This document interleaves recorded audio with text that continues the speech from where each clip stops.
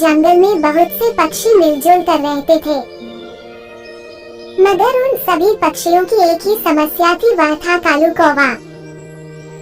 कालू कौवा हमेशा पक्षियों के खिलाफ काम करता और जो भी वो फैसला करते उसको ना मानता। एक दिन सभी पक्षी एक साथ बैठे थे तो एक चील उनके पास आई और बोली, क्या तुम सब मुझसे दोस्ती करोगे? नहीं, हम तुमसे दोस्ती नहीं करेंगे। तुम्हारी दुश्मनी से तुम्हारी दोस्ती ज्यादा खतरनाक है। हमें सब मालूम है तुम हमसे दोस्ती का दिखावा करके असल में हमारे बच्चे खाना चाहती हो, इसलिए हम तुमसे दोस्ती नहीं करेंगे और तुम यहाँ से जा सकती हो। पक्षियों की यह बात सुनकर चील वहाँ से चली गई। कालू कौवे को एक मर्तबा फिर से पक्षियों के फैसले के खिलाफ जाने का मौका मिल गया और वह चील से दोस्ती करने के लिए उसके पीछे चला गया। चील के पास जाकर कालू कौवा बोला, अरे चील रानी, तुम परेशान मत हो। अगर पक्षी तुझसे दोस्ती नहीं करते तो ना करें, मगर मैं तुमसे दोस्ती करने के लिए तैयार हूँ।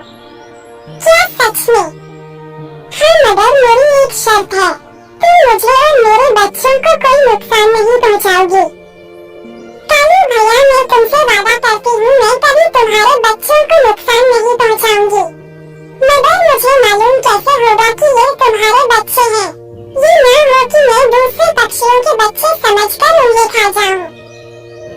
कालू बोला, भला ये कौन सी मुश्किल बात है? मेरे बच्चे सब पक्षियों के बच्चों से ज्यादा खूबसूरत हैं। तुम उन्हें एक नजर में उनकी चमकीले चमकदार पंखों से पहचान लोगी। ठीक है, अब मुझे समझ आ गई। मैं तुम्हारे बच्चों को कभी भी नहीं खाऊंगी। अब तुम यहाँ से जा सकते हो। फिर कालू कौवा वहाँ से चला जाता है। अगले ही रोज चील शिकार की तलाश में इधर उधर घूम रही थी।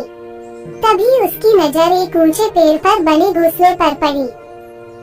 घोंसले में दो काले काले बच्चे मोटी और कर्कश आवाज में कराह रहे थे। उन्हें देखकर चील बोली, हाँ, ये काले काले बच्चे मेरे दोस्त कौवे के तो बिल्कुल नहीं हो सकते, क्योंकि न तो ये खूबसूरत है और न ही इनकी आवाज सुरीली है।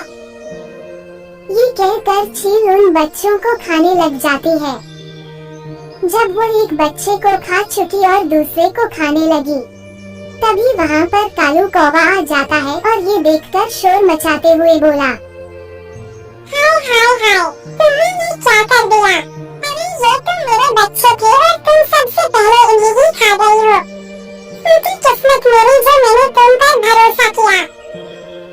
उसकी यह बात सुनकर चील वहाँ से घबरा कर उड़ गई।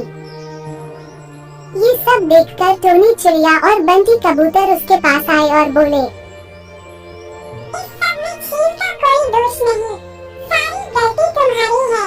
जब तुम्हें अच्छी तरह मालूम है कि चील पक्षियों की सबसे बड़ी दुश्मन है, मगर फिर भी तुम हमारे निर्णय के खिलाफ जाकर इस चील से दोस्ती की।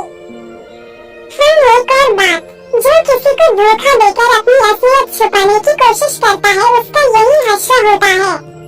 आशा है अब कभी भी तुम हमारे निर्णय के खिलाफ नहीं जाओगे।